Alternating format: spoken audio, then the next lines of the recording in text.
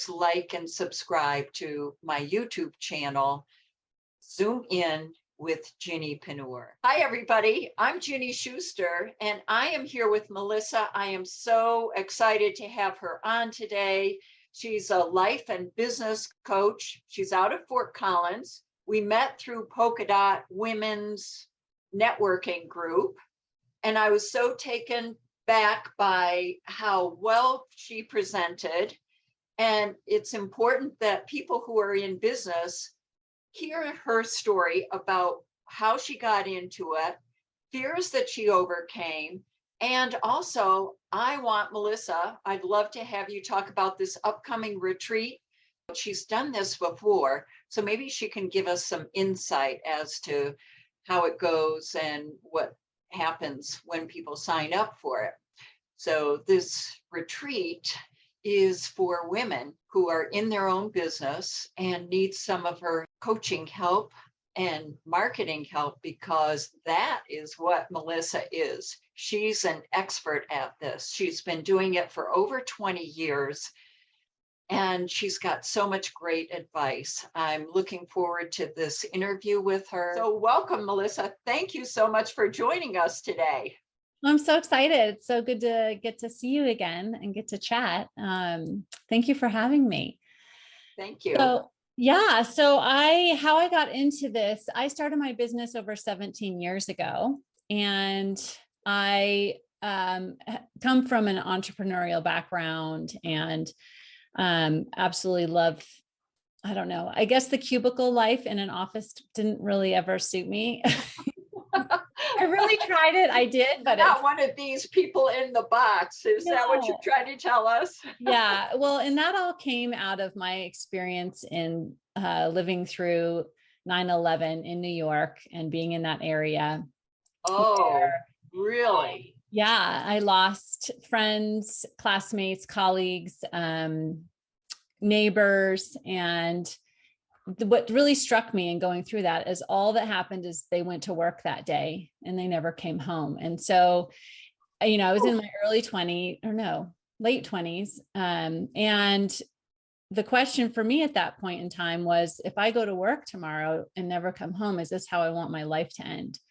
Oh, my goodness. Yeah. And the answer was no. And so I needed to make some changes. And so I left New York, which I absolutely loved being in that area, and still go back there and visit as much as I can. But I left the area and came back to Colorado, which was my hometown, Fort Collins, to be closer to my family and to really create a life and work that was more what I wanted it to be. And so I decided whatever I was going to do, I had just gotten my MBA at the time. So I have a lot to offer. But I decided whatever I was going to do, it needed to also allow me to have a life, right? And to have relationships and get married and have children and do the things in my life that I wanted to do outside of the impact I wanted to have with my work. Wow. And so, I met my husband, I moved back to Colorado in April and I met my husband in November. So the same year. You were meant to come back here. Yeah, definitely. And so I ended up a year and a half later moving up to the mountains in the Vail Valley to be closer to him. Okay. And I didn't necessarily want to work in the resort industry or in food and beverage. And so I was like, well, I'll just start my own company and do my own thing. And that's what I did. And just like that. Yeah. I mean, I knew I had skills to offer, value to offer. And so I was offering marketing services and content creation to small businesses. And so I grew my business and I was doing a lot of writing. And as the years went on, we got married, we started having kids. I had to create a business that would allow me to do those things, right? And to be present for my family. And I was able to do that and create a profitable business and with work that I absolutely loved. And so as the years went on, my youngest got older and when he went off to school, it was a decision point for me. And what do I want to do with my business? Do I want to keep going? Do I want to not? And I just absolutely loved the work I was doing. So I was like, I'm ready to scale this thing. Let's go for it. And so that's been the journey over the last 5 years of really how to scale my business and create a greater impact and make more money. And so while still at the same time being available for my kids, like I work, after my kids leave for school, and then I'm done when they get home from school in the afternoon. My husband travels a lot, so I'm the anchor at home, right? And so I loved the work I was doing, but I discovered that I could have a greater impact if I was teaching the entrepreneurs that I worked with, a lot of what I had created on my own and learned from my own experiences, that in, making more money and scaling a business, you can do all of that in the time that you have if you really own up to the value that you offer and increase the value that you're offering. And so for me, and that was all how coaching came about in my business, and how I became a coach was deciding that I really have a lot more value to offer in supporting and helping, especially women, to grow their confidence around making money and growing their business. And so I help them to really establish and grow that confidence, and also grow their business through great marketing strategy. So that's kind of in a nutshell what we got here.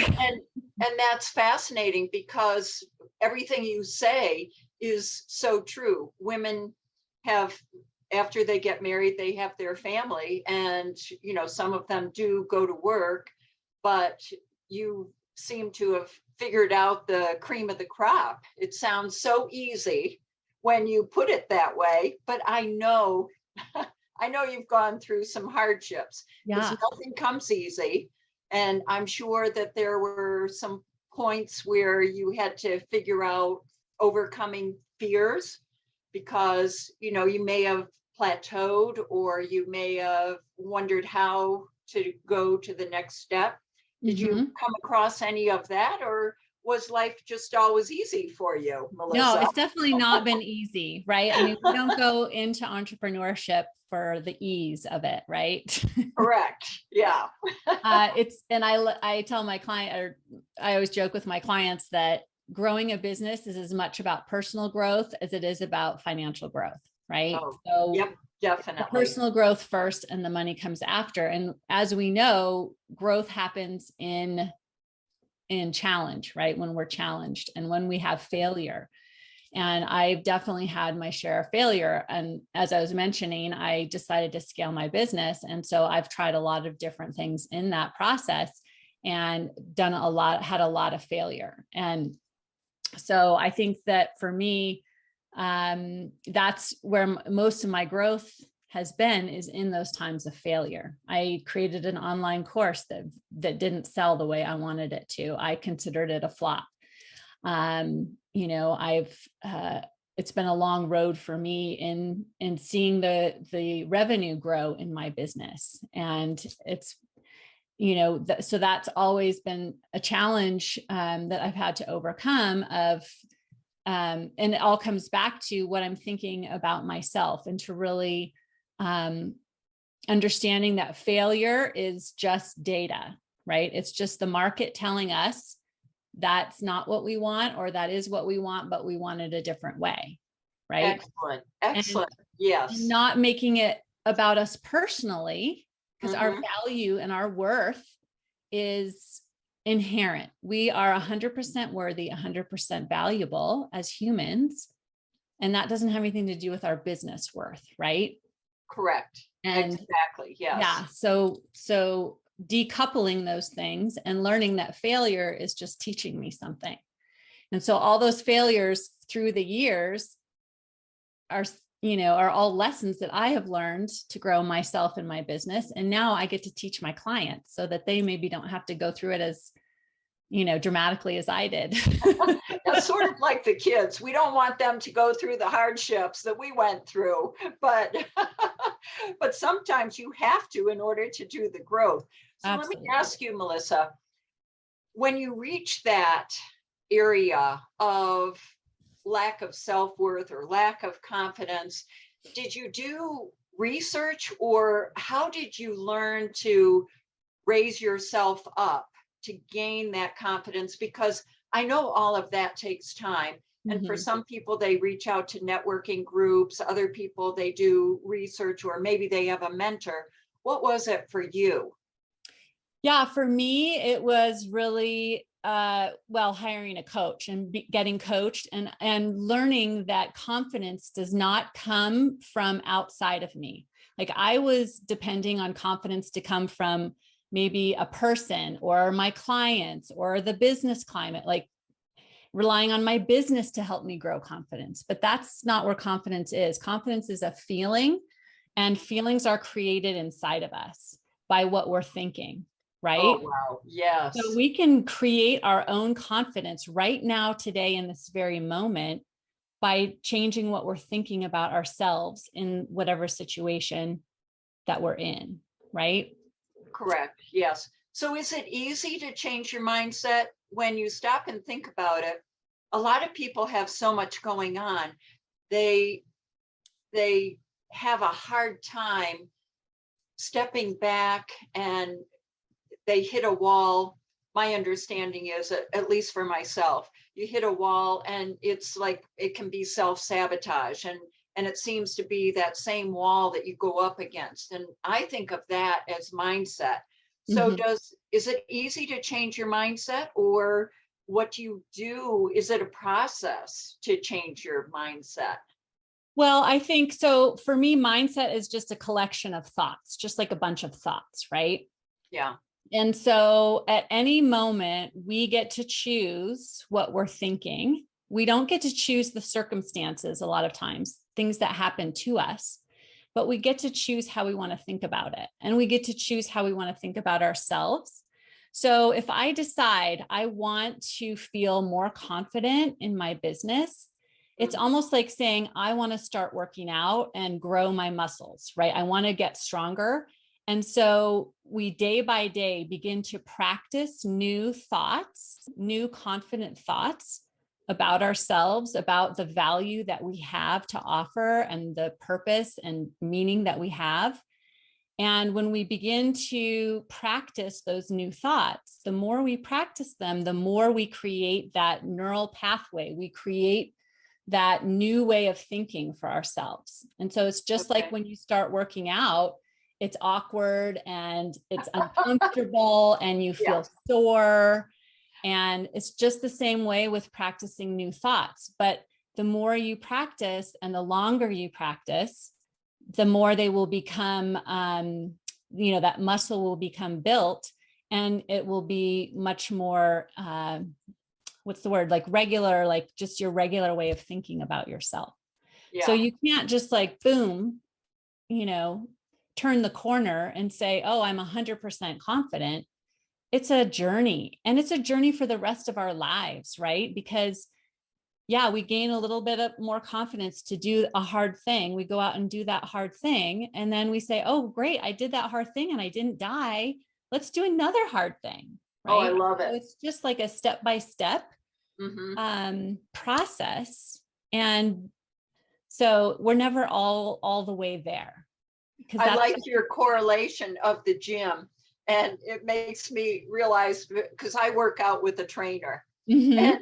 she's short and young, but but I call her boss, and she is just so tough on me. Yeah. And I'll say, okay, well, next week I'm taking off because I'm going on a trip. And she goes, well, you're slipping back, and you're going to have to come back, and we're going to have to spend extra time to get those muscles back up.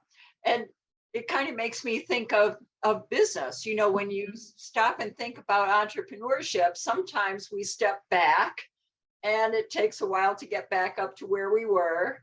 And I guess, as you say and point out, that's life, that's the journey.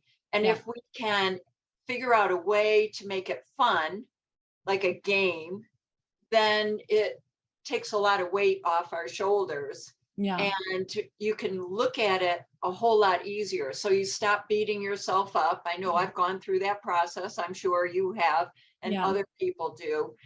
And just let go of it and say, okay, today I'm just going to take that one step forward. And then you find yourself doing that every day, and you do move forward and gain. Yeah. Yeah. I mean, it's really just discovering that we have the option to live our life on purpose. And living our life on purpose starts with us thinking about ourselves on purpose, right? And Oh, loving ourselves on purpose. And then that flows into our feelings and then our actions and how we show up in the world on purpose. And then we live a life of intention, right? And it's beautiful. yeah. Yeah. Yeah. Well, as you mentioned that, I think one thing I had trouble with for a long time was realizing it was okay to spend money on myself. Mm-hmm. And don't you find that a lot of women feel that they can't do it, but I've heard people say, "Oh, I'm going to go back to school and I'm going to take a course." And when you start to think about what it costs to go back to school and the time commitment and all that, having a coach seems as though that might be more direct and more helpful to move you ahead faster. What's your thought on that? What advice can you give to women who are kind of trying to decide what route to take, school or a coach? Yeah, I think that it depends on what you want. I mean, if you want to become a doctor, obviously school is a really great place to go. True. Yeah. I think that if you want learning, like in a university type setting, and you want to learn a skill, then school is a great place to be. Hiring a coach is a great way to have accelerated attention on your specific goals and aims. So a coach is just like your fitness coach, is one to come alongside and say, okay, what is your goal? Oh, I want to create $100,000 business. Okay. As a coach, I will help walk you through the steps in order to do that. Right. And for me, I help my clients to create a business that is uniquely their business. I'm not going to run their business for them or take over as their CEO. But just like your fitness coach isn't going to lift the weights for you, right? He's going to say, you want to gain, 5 pounds of muscle mass or whatever, then this is the steps, the exercises you're going to do to get there. And so in the same way, that's what I do with my clients. I let them know this is, we're going to work on how you're thinking about yourself and your business. We're going to increase your confidence. We're going to help you see the incredible value that you have to offer the world and what exactly that value is. And then we're going to put some really great strategies together to help you communicate that out to the world and create a really great client experience and bring all of those clients and that money into your business all the way to 100K, right? And so I teach my clients how to create that 100K or whatever it is their goal.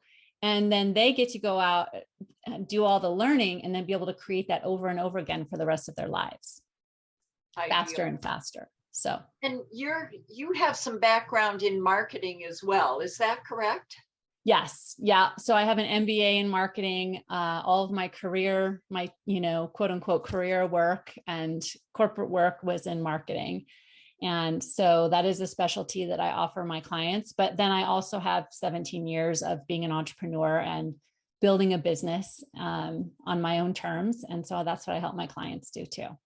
Well, I love it because I would love to see this country back to more small businesses. And I know that a lot of people are a little bit nervous about getting into it and they don't really know the direction to take. I did do a poll on LinkedIn, and there are a lot of people, the majority wanted to start their own business, but they didn't know what steps to take next. So that kind of leads me to your your retreat, Mhm. does your retreat help people kind of solidify if they've got an idea of what they want to do, but they don't know how to take the next steps? Yeah, it's definitely usually the women that come to the retreat have established businesses or are leaders in their community. And so we spend our time really connecting back to ourselves and connecting to our vision and really going inside to step away from our everyday life, from being in the weeds. We kind of take that 30,000-foot view and reconnect to where we're really headed ultimately. You know, what is our vision for ourselves and our business? What is the future self that we are becoming? And what is that next higher level of ourselves? And then how does that translate into the work that we're doing? And then we help them to put together a concrete plan of how are we going to get to that next step? What is that next level and how exactly are we going to get there? And so it definitely could relate to women that are just starting out in their businesses, but we don't do a lot of exploration, like what kind of business should I start? Okay. Yeah. Okay. Yeah, but more that building and scaling phase. So is there a particular type of person that, I understand that they already know that they want to get into business. Are there a lot of different types of women? Give me an idea of the businesses that, Yeah, they are mainly service-based businesses that are providing services, consultants, folks in real estate, folks in city management, that sort of thing. oh, okay. And they Yeah. want to take the next step. Yeah. Well, So, yeah, they are wanting to really become the fullest expression of themselves and of their business and really go to the next level. And yeah, challenge themselves and also have fun. We have a lot of fun. We have all of your meals and snacks are provided by a professional chef, and we have a hot tub and we drink wine and we hike in the mountains and we sit out on the patio and just enjoy the beauty of the Rockies, which I think being in nature is definitely so therapeutic, right? I mean, oh, definitely. cabin. Yeah. Yeah. How big is the retreat number of ladies who come?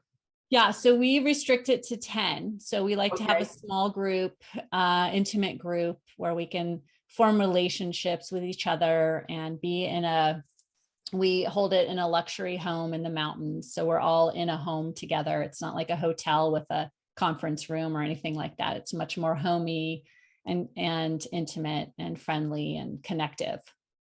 Now, you did it last year, correct? Yes. And are you still in touch with those people? Are any of those people coming to the new retreat? Yes, we have remained in contact. And yes, we do have women that are returning. Yeah. Oh, that's exciting. Yeah, it'll be so fun to really dig in and hear about all the growth over the last year. So, Do they do writing as well? yes, we do some journaling, and it depends. Like different people have different methods and ways that they integrate. And so we definitely encourage all forms of integration, whether it's going and taking a walk and talking to your notes in your phone or whatever. I think it's important to honor different ways of integrating and growing. Yeah. Well, it sounds exciting. I Yeah. love the Colorado Rockies and getting out into it. And are there any people who come long distance for it?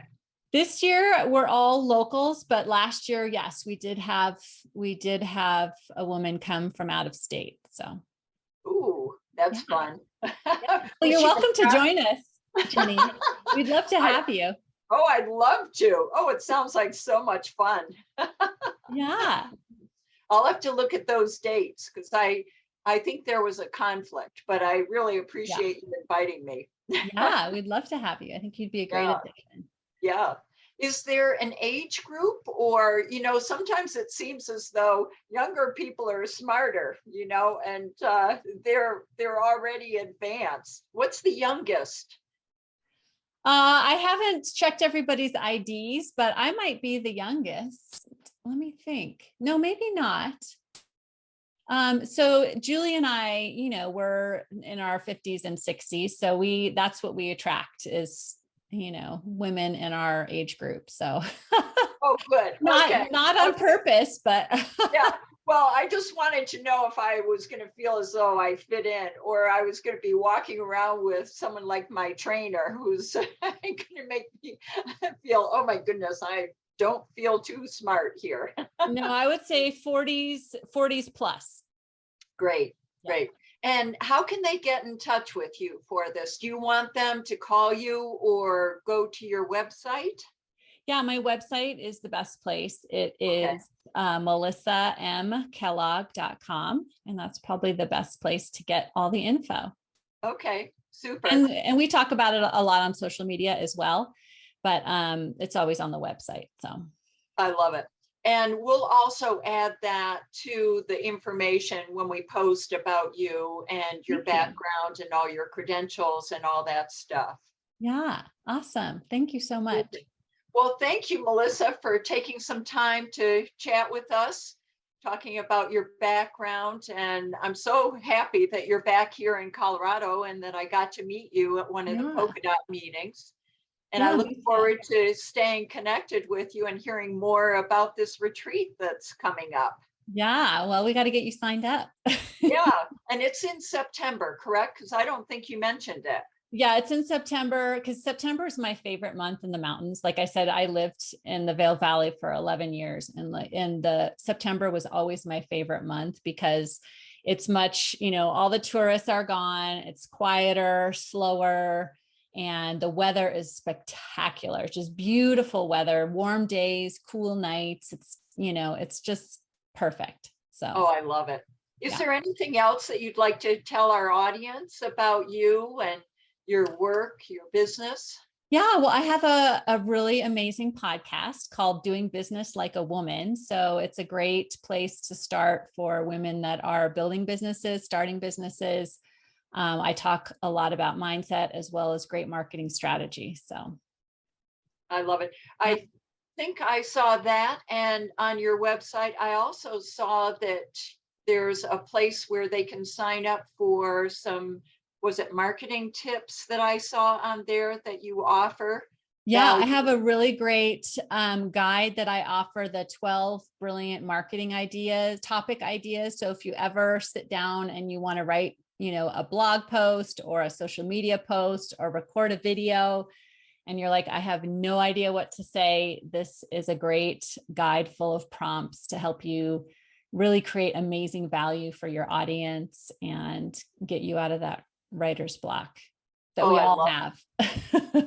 That's excellent, because it's interesting you say that, because I just started doing a blog and I'm going to start posting it in September, but I decided I would get a head start because it takes me so long to write. My brain, sometimes I do have writer's block. So I'm looking forward to clicking on that button and seeing what your recommendations are. Yeah, definitely go grab that and work on those prompts and let me know if you have any questions, because you could create an entire year's worth of content just from that one guide.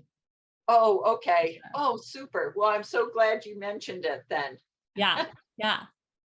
Well, thank you again for coming on, Melissa. I really appreciate all the good wisdom, all the great information you gave us, and look forward to hearing more about the retreat. Yeah, thank you so much, Ginny. It's been so fun to get to see you and talk to you again. Super. Thank you.